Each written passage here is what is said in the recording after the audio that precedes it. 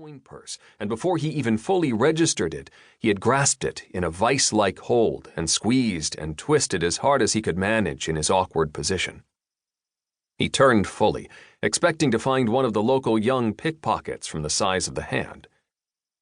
Surprise registered on his face when he realized he had almost picked another dwarf up. He wore a heavy hood and cloak as well, but looked leaner than most of his kind, although with his feet almost off the ground, he displayed no real sense of malice or danger. The first dwarf did not look surprised. His eyes rolled, and he drew a deep breath as if he tried to restrain himself. Throck would also appreciate if you stopped short of killing this little pest as well. Pest? The smaller one retorted as Skharr lifted him fully off his feet. I'll teach you to call me a pest. If you don't snap your jaw shut, dwarf, I'll drop you on your head 4 or 5 times and see how well you talk then, he warned.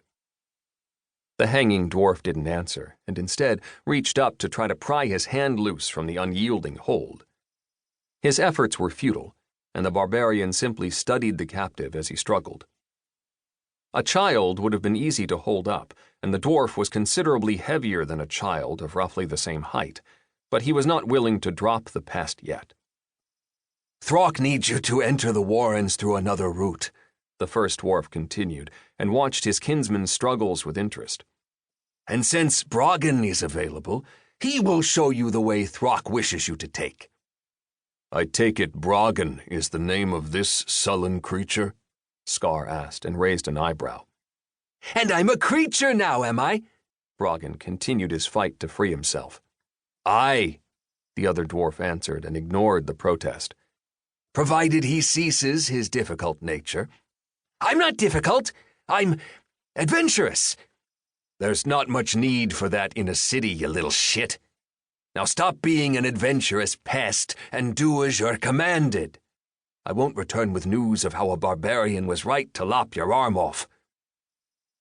Broggan stopped his struggles, looked around, and finally acknowledged the wisdom of this with a slow nod. Skharr smirked, opened his hand, and let the dwarf fall. He was nimble and lithe, and rolled smoothly over his shoulder to regain his feet before he brushed the dirt from the cobbles off his cloak. Right then, the younger dwarf muttered, straightened his clothes, and rubbed some feeling into his sore arm. Follow me. Skharr nodded and complied without comment. Their route branched off the thoroughfare he'd been on and proceeded along a handful of parallel streets through the sector until they reached what looked like a dead end. His guide seemed undeterred, approached the wall at the far side of the alley, and rapped his knuckles against the stone in a quick code to whoever might have waited on the other side.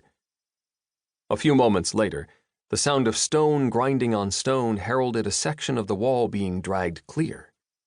It moved along a meticulously dug rut in the ground that worked as a track to allow it to come free and be pushed into place again without too much difficulty. It would have been invisible to any eyes that weren't watching for it. Not many in the world could work stone like dwarves could.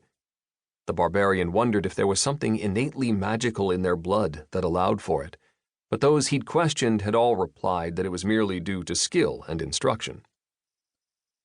The wall opened onto a narrow staircase leading into the earth.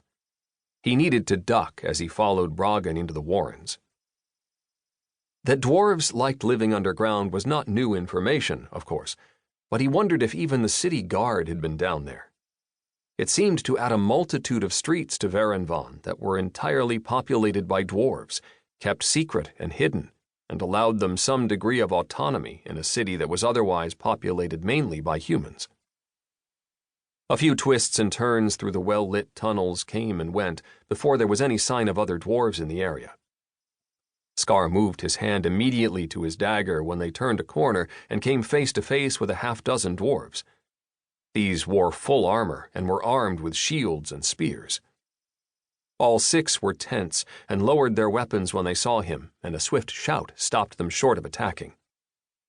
A woman pushed through the group, caught one of the guards by his shoulder pauldron, and shoved him roughly into the wall. Voros wear shit, you useless idiots! She snapped and mixed her native tongue with the common language spoken in the region. And you, Brog.